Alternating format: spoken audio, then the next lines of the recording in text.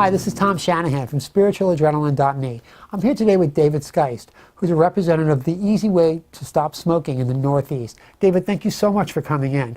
The book, The Easy Way to Stop Smoking, has sold over 13 million copies worldwide. It's been translated into over 58 languages, and they hold seminars in cities all around the world. David, one of the things, this sat on my coffee table, we were just talking for about a year before I picked it up because I said, there is no easy way to stop smoking. And I was so terrified of failing again.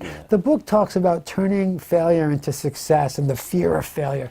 Can you just get into a little bit of what that's about? Yeah, absolutely. I had the same experience. My friend gave the book to me for my birthday, and it sat on the bottom of my shelf for months before I picked it up. And it's funny that you actually brought it up that way, because when I think back on it, I think, first of all, I didn't read the book initially because I was afraid of failing, and I thought to myself, gosh, I need to know there is this silver bullet out there, right? I need to know that there is this one thing that will work. Even if I never actually take advantage of it, I can go to my grave knowing that I could have quit if I wanted to, right? Mm-hmm. But I think as afraid as I was of failing, I was actually more afraid of success. I was more afraid of a life without smoking. And that is pretty universal among smokers. We are all terrified of being smokers for the rest of our lives. And yet, no matter how scared we are of being smokers for the rest of our lives, we are somehow more afraid of quitting, of ever having to live without it, right? So when we go into our attempts to quit, we go in with this belief, convinced that, first of all, our life as non-smokers are going to be miserable. We're giving up all of our sources of pleasure. We're giving up all of our coping mechanisms. And to get there, we're going to go through this horrible ordeal of quitting smoking, which has been blown up into this horrifying monster, right?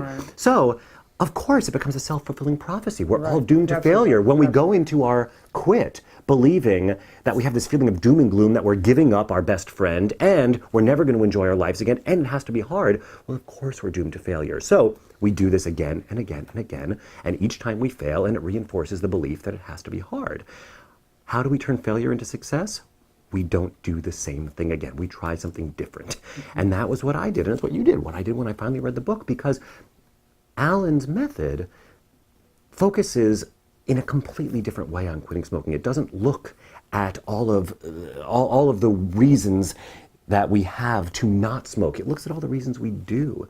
And by debunking all the mythology about why we do smoke, it rids us of the belief that we're giving anything up. With no belief that you're giving anything up, you don't need any willpower to quit. You don't have any desire to smoke. With no desire to smoke, quitting is as easy as walking away from a stinking heap of trash in the city sidewalk. I'll tell you, I regret the year I let it sit on my coffee table, and I wish I had gotten to it quicker. David, thank you so much for coming in. We're going to have future blogs with David on the book and the topics that are in the book. If you're interested in more information, you can visit their website, which is www.theeasywaytostopsmoking.com. Thanks again.